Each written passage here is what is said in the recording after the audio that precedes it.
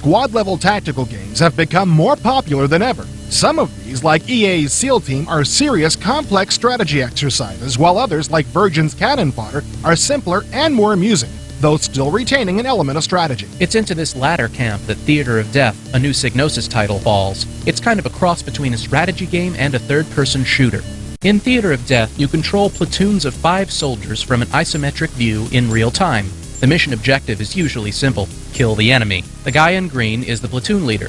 Selecting him as the active soldier allows you to move the entire platoon at once, but if he dies, you'll have to control them individually. That's a real problem. I would have liked the ability to nominate a new leader to improve control. You move around by either pointing or dragging with the left mouse button, and fire weapons with the right. One of the weapons you'll quickly become accustomed to is the grenade. Although very useful, I was annoyed that the things explode so quickly that there's no way to dodge an incoming pineapple. Not only is that unrealistic, it's extremely frustrating too. Your men won't dodge grenades on their own, and if you have to switch control from one guy to the next, the one you're trying to save will be toast before you get a chance to move him.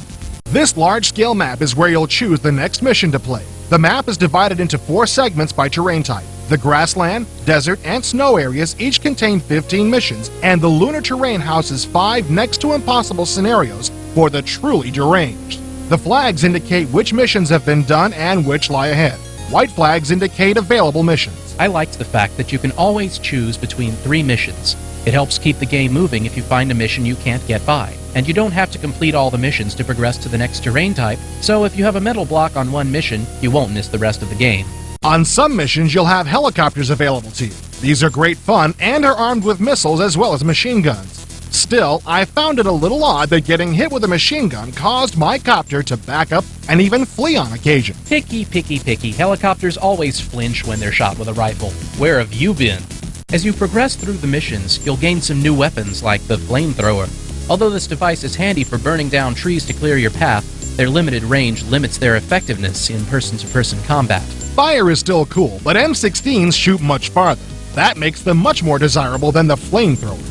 Another toy you'll get to play with is the Armored Troop Transport. Its primary function is to move groups of soldiers quickly and safely, but that's not all it's good for.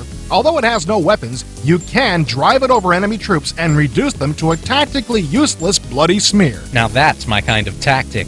Using your forces to mash the enemy in new and interesting ways. That's the way a war game should be. It's a fairly rare occurrence, but you'll occasionally be granted an airstrike to drop on your foe.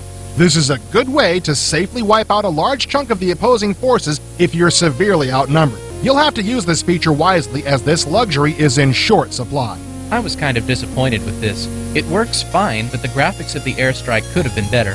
Lots of explosions and napalm and stuff like that. That's what I want to see. Since the whole idea of this game is to kill people, it's a pretty safe bet that Theater of Death's players enjoy watching people come apart in bloody and comical ways. In this area, Theater of Death delivers. When a shoulder is shot to death, his head is likely to fly off in a spray of blood, and the flamethrower will burn unlucky targets to a crisp. It may be sick, but it's funny, and funny is good. This game doesn't take itself too seriously, and that's for the best. It's not overwhelmingly violent, but you should get your gore quota here. Theater of Death is a decent, light tactical game of squad-based annihilation, but it's certainly not the best. The graphics and sound are good, but the control can be awkward, and directing each soldier individually can make playing the game strategically very tedious and difficult. Still, if you're looking for a way to kill an hour or two, you should find Theater of Death entertaining. I like Cannon Fodder better because it's easier to control, but Theater of Death is okay too.